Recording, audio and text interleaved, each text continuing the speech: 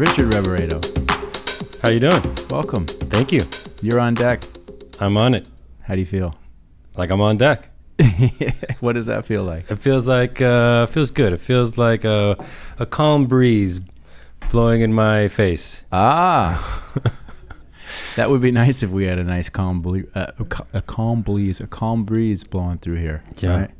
Maybe someday we will get this to the point where we can do it like in remote locations, right? Wouldn't that be cool? Yes. You know, do it on a boat or on a tropical island, you know? Yes. Like a company retreat, and we could all go to some really cool place for, 4 days, like a little bit of learning and education and team building, and then just generally just kind of hanging out, doing some podcasts and shooting some content like in, who knows, St. Lucia or something like that. What's that place that Brad always wants to go to? He's been talking about the same place for like 3 years.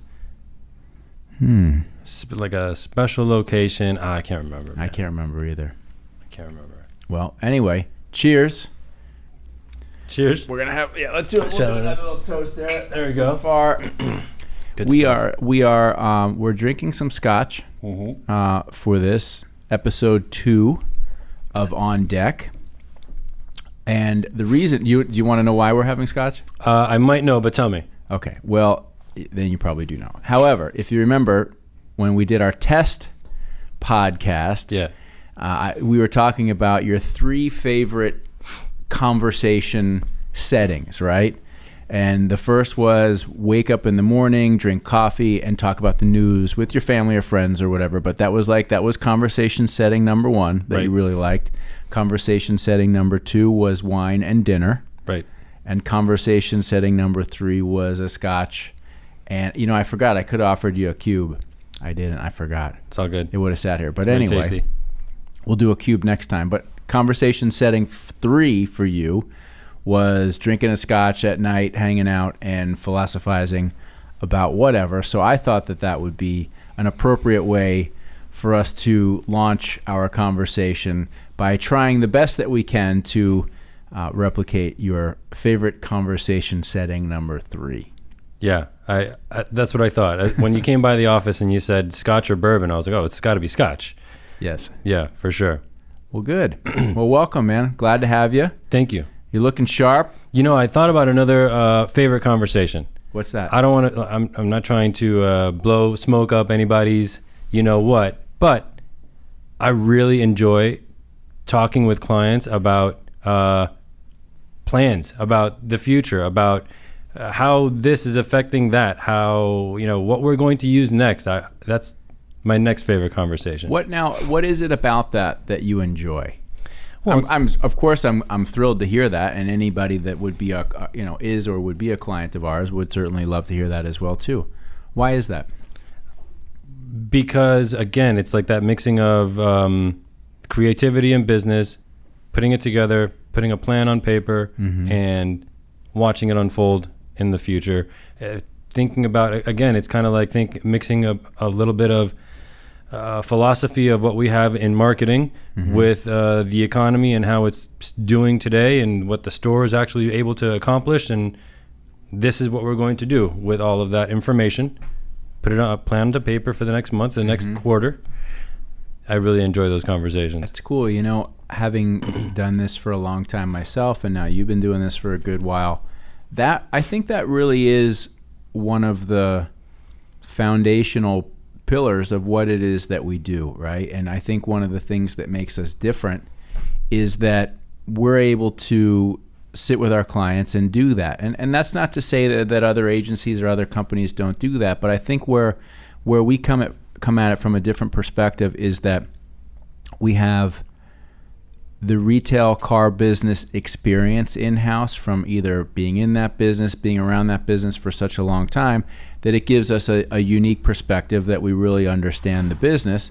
2 is that we have the historical aspect of having been traditional for so many years, and then also have gone through a decade of being a digital shop, that we're able to have a conversation with our clients that I think is different than other companies in the sense that we talk about all of it, right? We don't just sit down and say, hey, let's just talk about this little slice of your business, but we would like to come and talk to you about the plan for everything for your business for the month or for the quarter. So I'm glad you started there, because I think that's I think it's a meaningful thing that we do. Okay, besides the client side of it and doing that sort of stuff for the clients, it's meaningful for me personally because it's my profession. I have to have this conversation. I look forward to having this conversation as often as possible. I love having the conversations with my family in the morning. I love having the dinner conversations with friends and anyone. The whiskey or scotch conversation at night usually gets a little deeper. But my profession, why not enjoy what we do? Right. I think that's it's funny, when we were growing up, my mom used to buy us, different, I don't want to call them self-help books, because that's not really the case, but my mom was a single mom raising my sister and I, and there were times when she would come across a book that I know she felt would be very helpful to our development to read. And so the one that always stuck in my mind the most was Do What You Love and the Money Will Follow. And I never read the book. And I've told this to my mom, and I would say this again. Most of the so-called motivational or self-help books that I either was given or ended up with, I never read. Foolishly, I guess I thought that the title kind of says it all, right? There's 350 supporting pages that all tell you what the title clearly tells you. Right. And so what you're talking about is having a passion and an enjoyment for what you do and the conversations. Look at Brad. He's walking around looking in here like, what are you guys doing? We're talking. We're on. We're doing a show.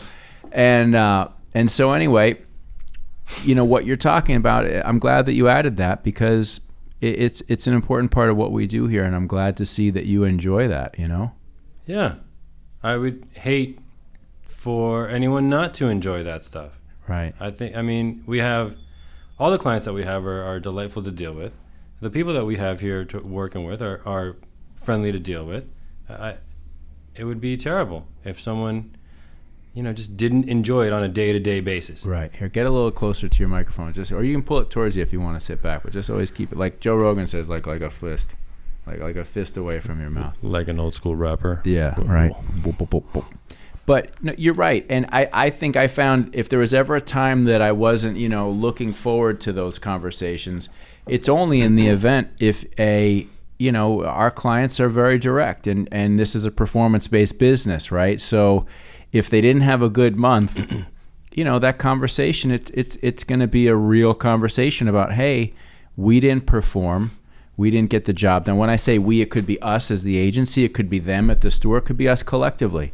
But I think what you're finding, I hope, and I do believe, is that as you continue to improve your skill in your craft and your knowledge of what it is that you're communicating to the clients, a bad month is not something to be afraid of, right? It's not that conversation after a bad month is not something to be afraid of, because what happens there?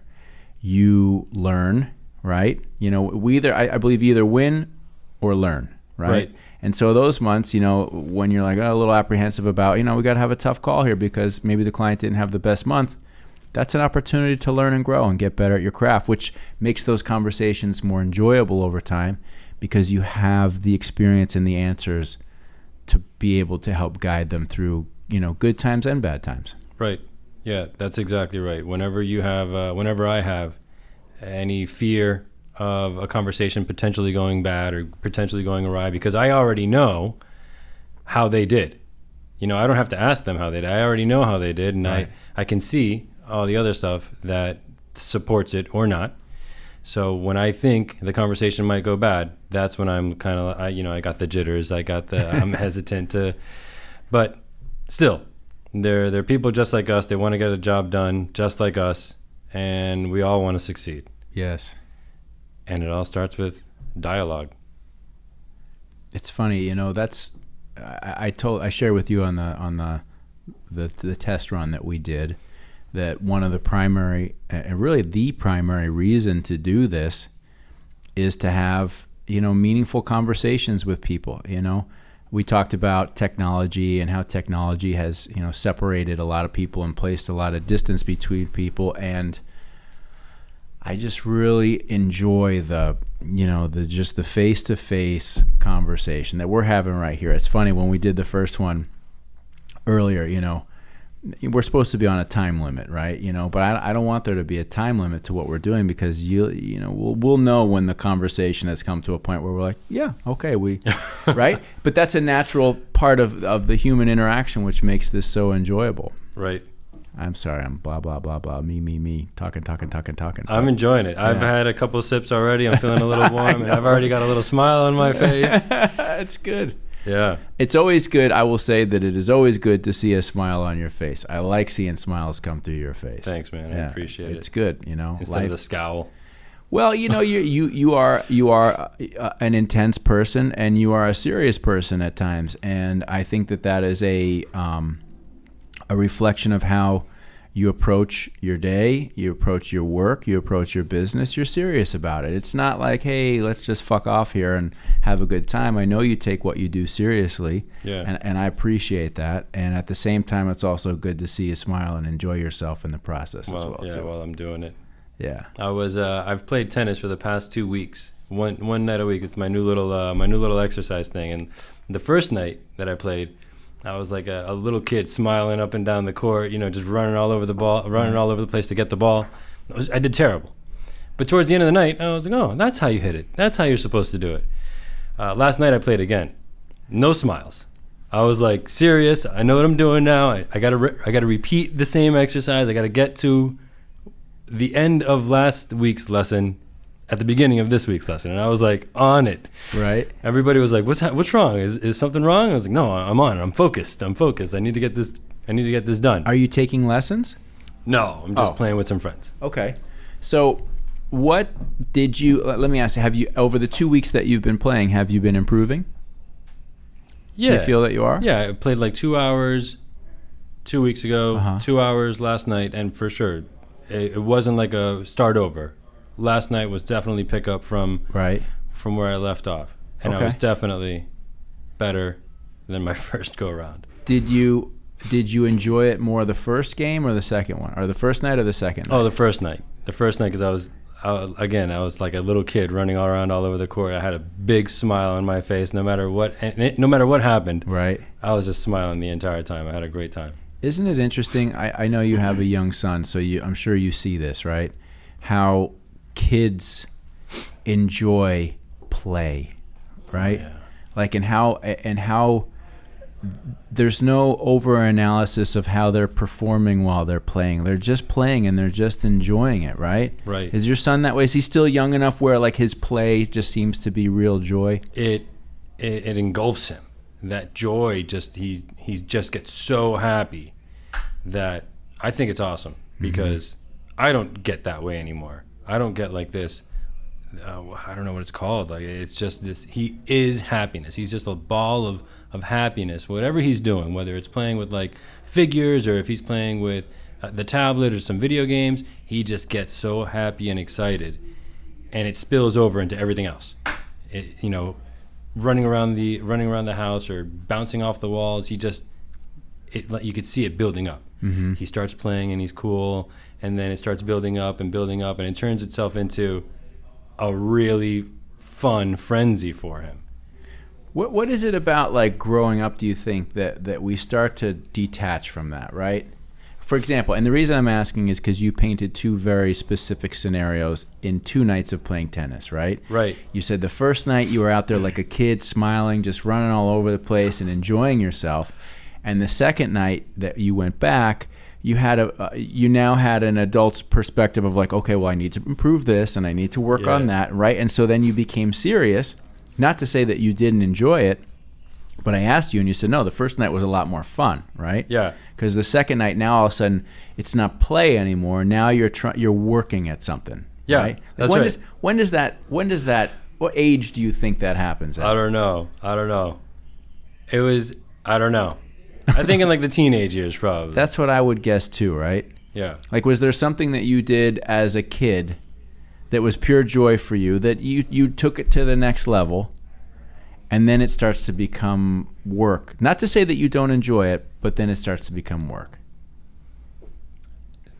No, I don't think so. No. I mean, like all the sports that I did as a kid, all the creative things that I did as a kid, whenever I do them, I still enjoy them. They never became work. I just wanted to like improve and get better at them, but it never became work. It just turned into a sport that I play or a creative outlet that I have. Okay. But like whenever I start jamming on the drums, at first it's like frustrating because it's been a while and I'm trying to figure it all out and get comfortable with it again. But as soon as I get into the rhythm, it's there again, and that soul comes out and the feeling comes out. It's so funny. I forgot that you played the drums. And it's the only instrument around here that we don't have. Well, we got one. Well, we have the little one, right? But we don't have a kit. And there's been times when I was like, well, do we get one of those like electric kits, because we got bass guitar, amps, we got guitars, we have vocals, microphones, stage, we have everything, right? But the only thing that we don't have is a drum set. And I forgot that you played the drums. And now, just as you're saying that, I'm like, oh shit, do we need to get a drum set around here? Can't get a real one though. You got to get an electric one. Yeah. Have you ever played one? Yeah. An electric kit? Oh, sorry. Yeah. That's all right. How is an electric kit? What's it like to play? I mean, they have some really great electric kits now that replicate the sensitivity of the drum pad. So, I mean, it's really good. Plus, you could program them like a drum machine. So, you do one click and it does an entire riff. So it's really good. Okay. Well, I'm going to store that thought in the back of my mind. I wanted to, share something. I remember I was asking you about, like when did you go from like play to serious? When I was a kid, my parents taught me to ski when I was really young, like 3 or 4 years old, and I loved it. I mean, skiing to me was the ultimate, just freedom, just being out there in nature. And I started to progress with it, and I got good, and then I started to have an interest in ski racing, and so I started to participate. I joined a ski team near my house and started training with them, and I remember that I never loved it any less, but it definitely became not a job, but something that I was really focused on trying to get better. But I remember that I can look back and say that I wasn't mentally strong or confident enough at that age in my life to be able to have the mental strength to perform and win as consistently as my ability might have been. My ability was good. It wasn't amazing, it was good. But I found that the mental pressure of like big races and like you gotta have the perfect run this time, that was a lot, and I remember that didn't feel fun, when you would have like high expectations to perform well and then go out and you'd suck or you crash or something like that. It's taken me a lot of time in life to get to a point now where I'm like, okay, you change your mindset to it, to adjust to that, and now get back to having the fun. One of the things that I told myself was, 3, 4, 5 years ago, anything that I enjoyed doing as a kid, that's what I want to do now too. I mean, I don't enjoy all the things that I used to do as a kid, right? But sure, I still enjoy a lot of that stuff. Yeah, just to keep that like youthful perspective, and particularly now, like when I watch my kids, like any minute I'm interacting with my daughter Sabrina, she's let's play. That's the first, come on, let's play. And that's what they want to do, and that's how they want to spend time, and it's important to carry that forward into whatever you do. So I'm kind of like bobbing and weaving here into what we're doing here and what our goal is here at this point in time. And I've said it to you, I've said it to Brad, I've said it to a number of people. I want to do less of what we suck at, more of what we're good at, and have fun doing it, Right. Which I think that will translate into the conversations that you and I, the rest of us, have with our clients as well too. So when you were a kid, probably like not that young, but I'm assuming at some point in high school, you kind of had an idea of what you wanted to do in life. You maybe you didn't define it yet, but did you know that business, or was it creativity? Did you know at some point? Well, it took me longer. As a kid, I had some very silly ambitions. My first ambition was to be a garbage man. Okay. Because I saw the guys riding on the back of the truck, and I thought that looked like such a great job. But that's like when you're a kid. Yes, very young. And then as I got into high school, I wanted to be an Olympic ski racer. I thought that was what I wanted to be. And there was times in college, I wanted to play guitar and be in a professional band. But I realized these were like developmental goals. They weren't. I don't know that I was ever like, this is what I'm born and meant to be. But those were important things along the way. One time when I was a kid, I wanted to have a ski shop. I was like, okay, I'll have a ski shop. That cool. I'll have a business, something that I love. But I always said that whatever I did, I wanted it to be. It sounds like selfish now, but like when I was, I always say, whatever I do, it will be of my own creation.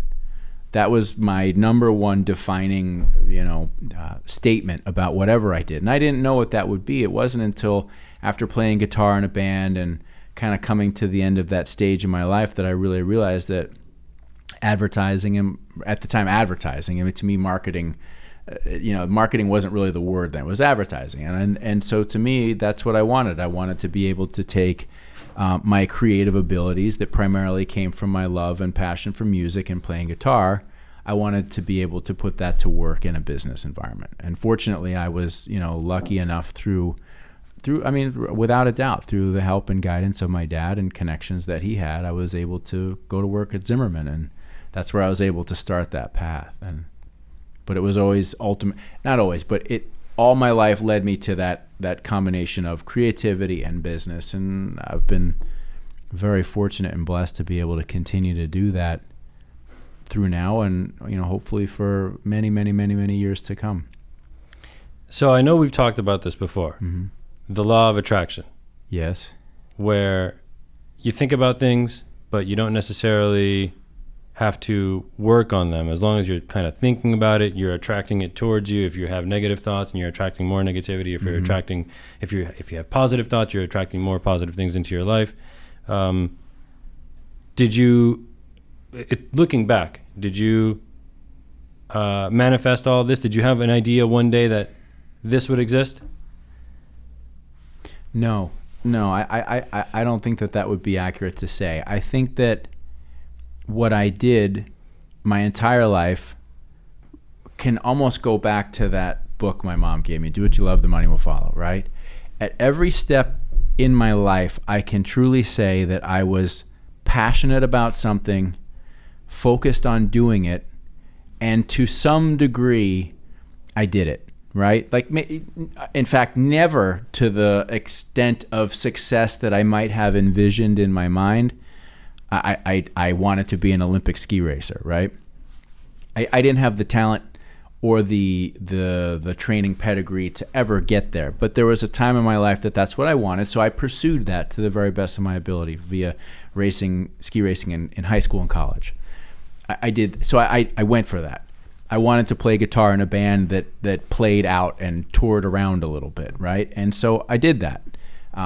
Again, not to any huge level, but I had a band that was reasonably popular in my college town of Fort Collins, Colorado, and we played around Colorado, and we were on a TV show and a local, music TV show, low budget shit, but still, I was able to do that, right? And then it was okay. I want to get into advertising, so I did that. I wanted to get into I wanted to try my hand in the car business, and I did that.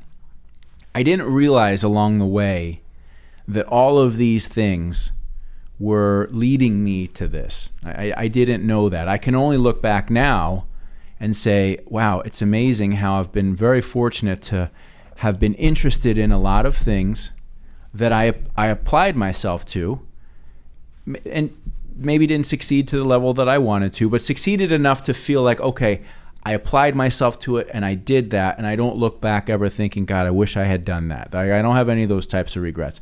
But all of those parts and pieces, from when I was in the band, we invested money in a live sound system, right? And when I learned how to use it, and we would go do live sound for other bands. Well, now we've just reinvested in stuff like that here, and I know how to use it. So all these little bits and pieces along the way that were things that I just really enjoyed doing have led to where we are at now.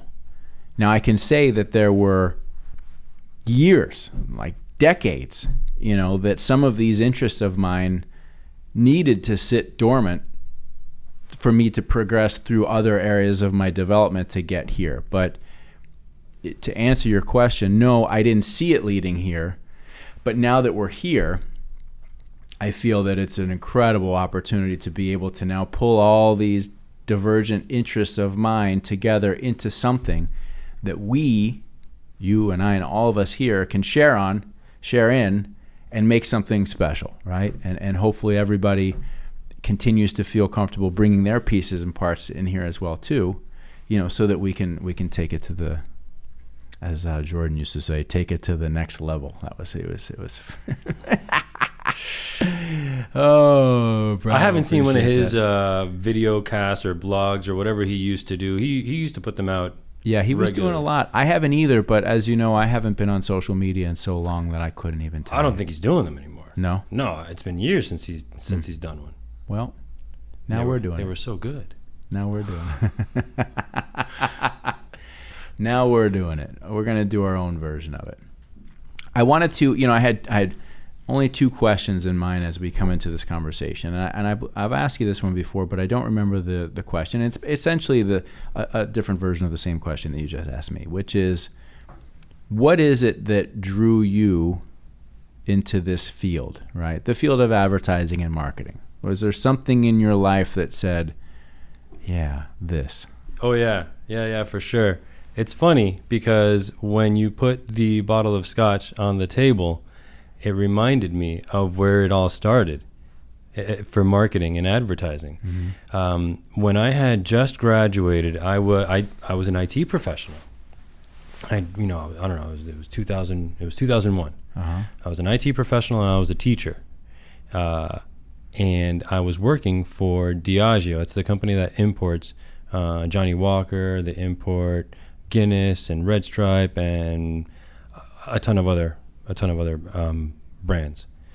The main one that I remember was Johnny Walker because I was set up in the conference room of Johnny Walker. I was an overpaid intern. I mean, it was my job, but at best I was an intern. That was like my level of experience. Right. And I was the IT guy. I would go and fix things. It was Windows 98, I think we were still using back then. Right. But Diageo is a marketing company. At its core, it's a marketing company. And I saw all of what went into marketing back then, which has changed drastically. But I saw it back then and I was like, this is the business that I want to be in because it's still business. It's still business, but it's so much fun. It's so much more creative. And I remember like these guys, these were like, 60-year-old guys, 50, 60-year-old guys. And they would start every meeting. It's not official, but they would start every meeting with a cup of scotch. Like 10 o'clock in the morning, here you go. I remember this one guy named Hamish, the Scottish guy. He was just a lush. And these were all great guys, super smart, really intelligent, very powerful guys. Right. But they were all business and marketing. It was all about business and marketing. And then ever since then, I was like, I studied the wrong thing. I did the wrong thing. So did you study IT? Yeah. No shit. Yeah. I didn't know that. Yeah, I was a certified systems engineer. For fuck's sake. Uh-huh. Did you know Darren's his first job was like IT? We were talking about that earlier today. It's so interesting. So all right, so you get in this environment, right? And it's so funny because on our bar cart out there, we've got a wide variety of different alcohols and spirits here that you would. And one of the bottles that we have out there we've got a bottle of Johnny Walker Black, right? And I for half a second I was like, I haven't cracked it. I wonder if I should open that for this conversation instead. And I didn't, because I was like, no, I think this is a little bit nicer and a little bit more, just special. But it's funny that I thought about it, and I forgot that was, you had told me that you work for the company that did the marketing and import. Was it? I'm sorry, one more time. They do everything. They import Johnny Walker. Johnny Walker is its own company, but right. Diageo does the import logistics and marketing for all of those, a ton of brands in the U.S., the U.K., all over the world. It's a global company. It's so interesting, you know. So you get in this environment, and you're like, this feels fun, right? Yeah. And interesting and exciting. Was some of it just literally just the old dudes, you know, like having a meeting, having a drink, and like, you know, getting to work in the old-fashioned way, right? Absolutely. Right? Absolutely. This is still like guys smoking cigars in their office. Yeah, it was a lot of fun. Such a different, you know, that's a throwback to the 50s and 60s. You know? I think that's why I was like, it's got to be Scotch. When you asked me if it was bourbon, it's got to be Scotch. Okay, yeah, of course, it makes sense now. A lot of people, either, and we've always had somebody working here, right? Like right now we have Susie. Before that, it was Lori. We've always had, and I always want somebody working here. Tom is another example. An example of somebody who worked in New York 30, 40 years ago, right? Yeah. And they still know what that's like. Now, even 34, what's this, 2021, so 40 years ago, it's 1980, right? So you're still another 20 years into the 60s when you're talking like the Mad Men era, right? But that existed for a long time, and I think, you know, I don't want to just distill it down to, everybody had a bottle of Scotch in their office, you know, they were drinking at work. Like, you can't get shit done when you're drinking all the time. I can't. Maybe I'm sure they could, and they did, right? But there is a romantic quality to that period of time in our industry when it was, you know, hard driving, and it was like about the idea, right? The idea, like that creative, like what's the next cool, creative, artistic thing that we can do to help a company sell a product, right? So it's art, but it's not art for art's sake. It's artistic in nature, but there's still this, you know, there's still this underlying need and responsibility that we have to the client to help them sell something. And we've talked about this before. I feel that our industry lost that. Advertising as a whole? Yeah. I feel that our industry lost that in the last 10 years. And I've said this to you before as well too. The onset of digital, which has been hugely impactful in all of our lives and our businesses and for our clients, and has been in a lot of ways very effective. Mm-hmm. But the onset of digital, and all of a sudden all of the companies either like us or the new upstart companies that were highly focused on digital, is a different mindset. It was more about a methodical process of marketing in terms of, here's the channel, here's how we measure that channel, here's the data and the information that we're able to ascertain from marketing down that channel.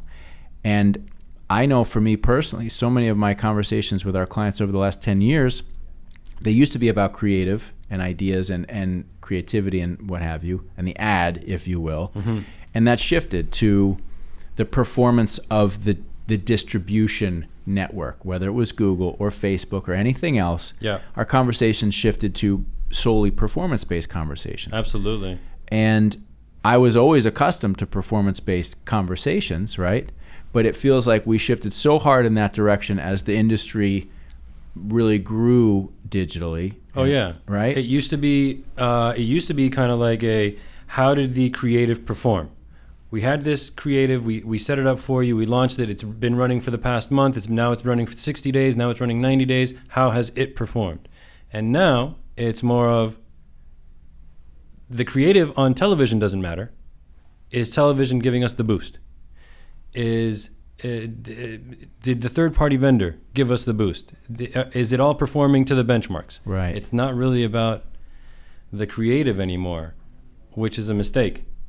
Well, and that is where I have found myself philosophically in the last couple of years, is really saying, okay, we've lost this sense of excitement and fun in what it is that we do. Almost anybody that you speak to that is in, I don't want to speak for everybody. I'll speak for us. I think those of us here that work here got into this business because there was some aspect of their personality or something that they enjoyed creativity, right? They enjoyed that creative process, whether it was writing or drawing or making music or taking pictures or video.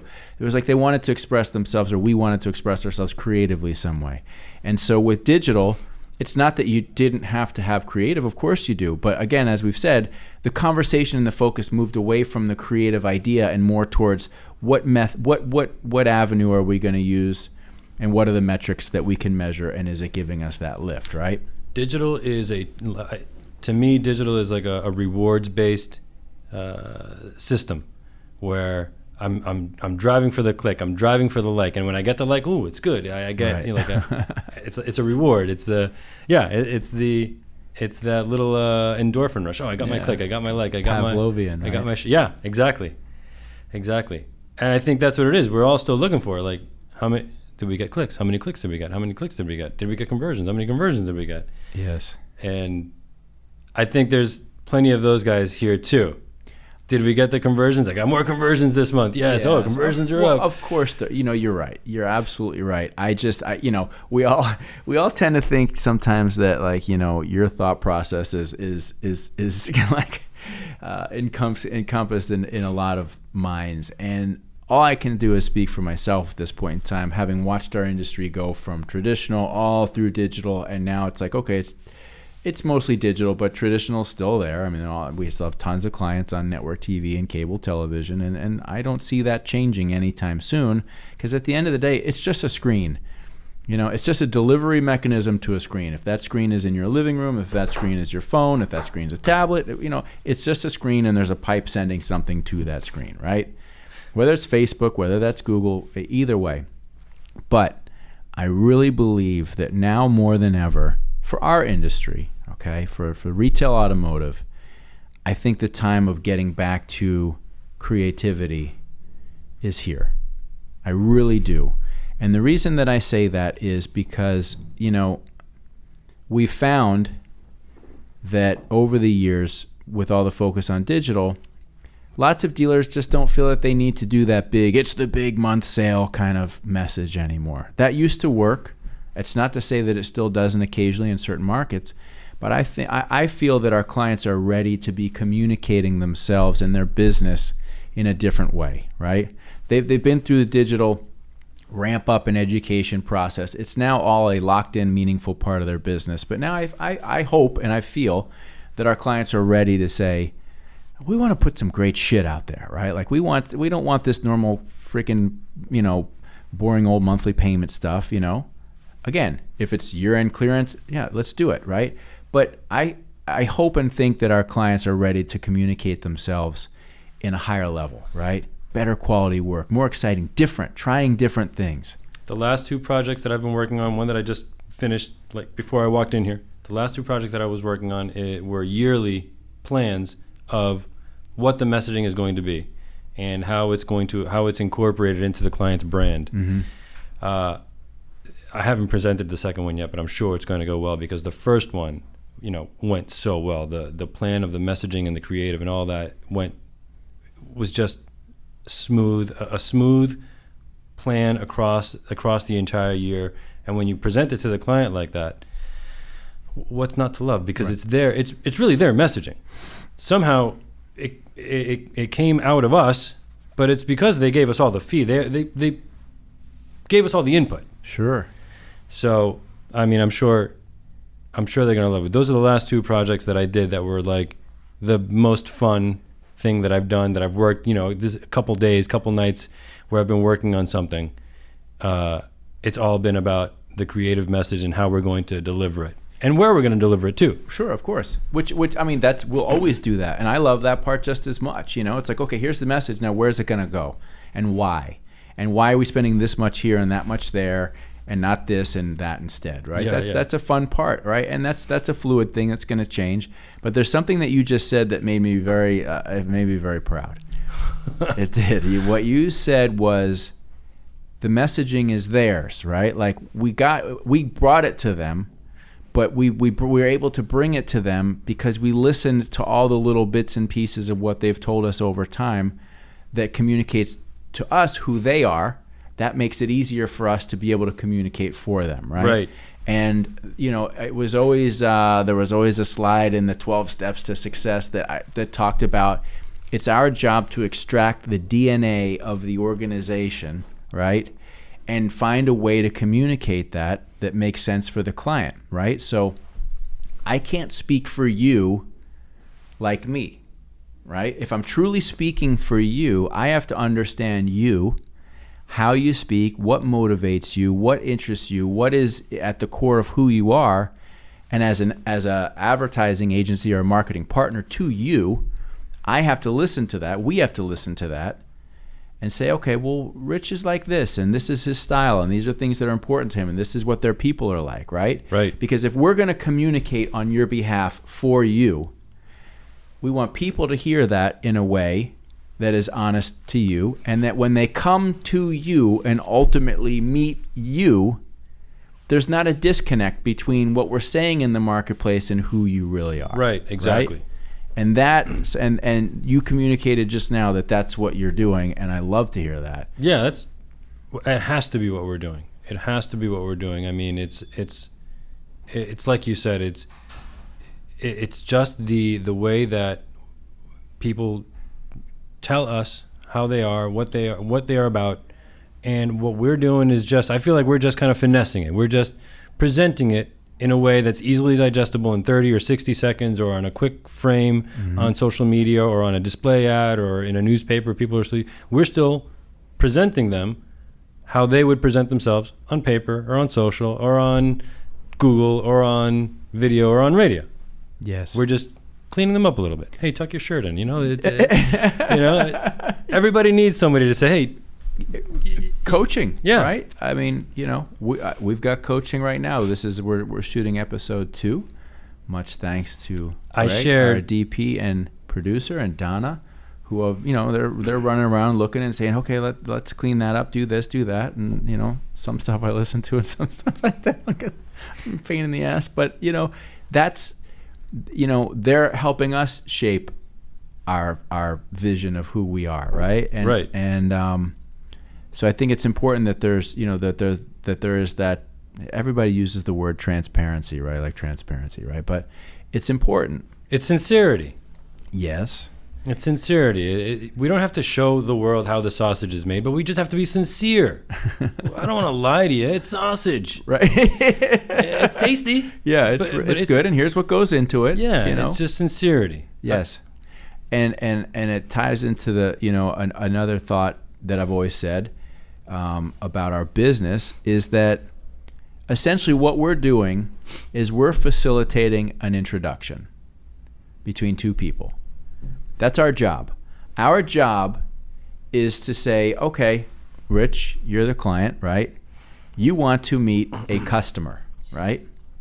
Well, through our years of experience and knowledge and research and all that stuff, we think your customer is this person, and here's how we feel that we can best reach that person, and here's what we feel that needs to be said on your behalf to encourage that person to take the necessary actions to ultimately come meet you or a representative of you, right? Yeah. That's all we're doing. Yeah. We're matchmaking, right?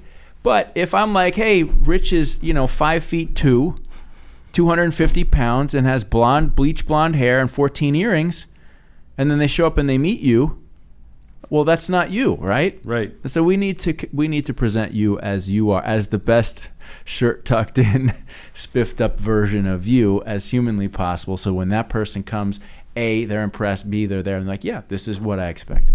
Did I ever tell you I used to call Donna the consultant? No. Yeah, Donna and I go way back. Yes, of course. So for a long time, I really didn't have. I had my sister and Donna to like bounce ideas off of in terms of like how I would present myself, and it was always. My sister would always. She's like unconditional love. You look great. I love you. Everything you do is right, and that's not the case. I know it's not the case. I know I look ridiculous when I do this. But Donna would be like, "No, you look ridiculous. Don't do that. Don't say that." Tuck your shirt in, she would do all these little consultant things for me, which always made me look good. Right. You need that. We all need that. Yeah. We all need somebody to say, what would Donna say? I don't know. I feel like That's totally her. Right. I feel like that shirt's not working for you. Right. Right? Yes. And you go, I'm you're right. Like, I'm usually like, what do you mean? And then, she would pull that on me all the time. Like, we'd go out, it would be like a Friday night or something, and I'm driving, we're on our way to South Beach or something, or we're on our way to downtown Fort Lauderdale, and she'd go, "You went with that shirt, huh?" What do you mean? Such a great way to say it, right? Yeah. That's the one you chose, huh? Yes. That's great. Yeah. That's great. Well, it's great to see you guys also at the same time continuing to thrive here. It really is. It's I agree. It's a good feeling.